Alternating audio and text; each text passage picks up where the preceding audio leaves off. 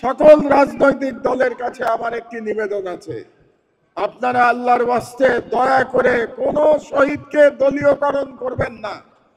সকল শহীদ আমাদের গর্বের সন্তান, গর্বের মানুষ। তাদেরকে কোনো দলের আবদ্ধে আপনারা আটকাবেন না। তারা বাংলাদেশের সম্পদ, বাংলাদেশের জনগণের সম্পদ, বাংলাদেশের রাষ্ট্রের সম্পদ।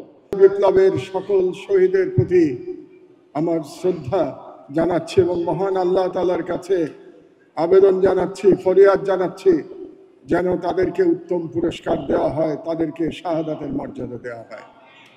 আজ থেকে মাত্র 5 দিন আগে পবিত্র আশুরার দিনে আমার মা ইন্তেকাল করেছেন। তাকে আমি নিজে হাতে কবরে শুইয়ে দিয়েছি।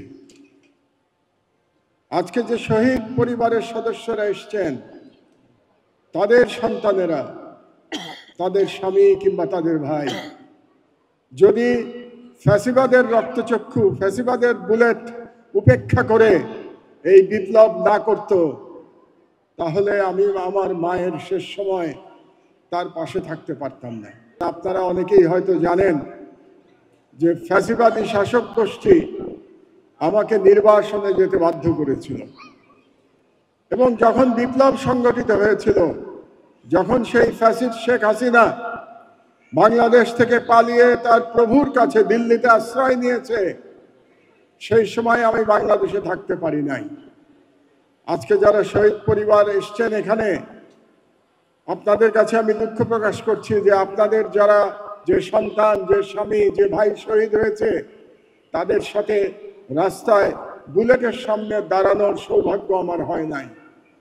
কিন্তু আপনাদের অবদানের জন্যেই আমি আবার বাংলাদেশে ফিরে আসতে পেরেছি।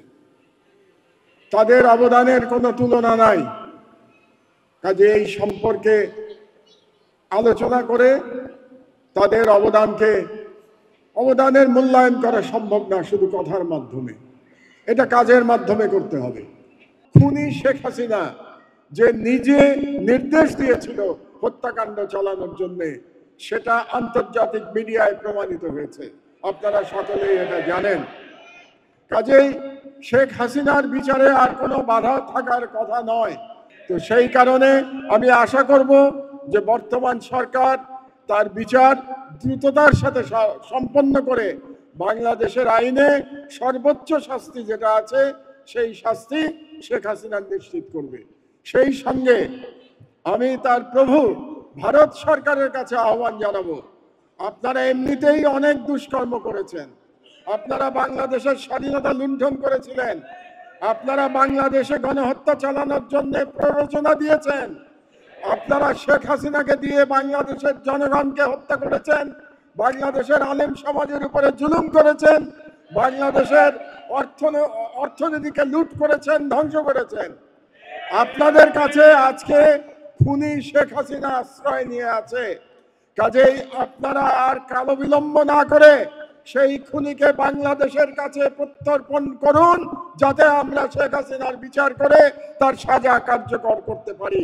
আমি আশা করব যে বাংলাদেশে এখন যতগুলো দল আছে তারা জুলাই যোদ্ধাদের সকল শহীদ, সকল আহত এবং সকল যোদ্ধাকে উপযুক্তভাবে সম্মান করবেন এবং তারা সেখানে দলমত দেখবেন না যে কোন শহীদ, কোন জুলাই যোদ্ধা কোন রাজনীতি ধারণ করেন। তারা সকলে, তাদের সকলের প্রতি আমাদের একই রকম সম্মান থাকবে।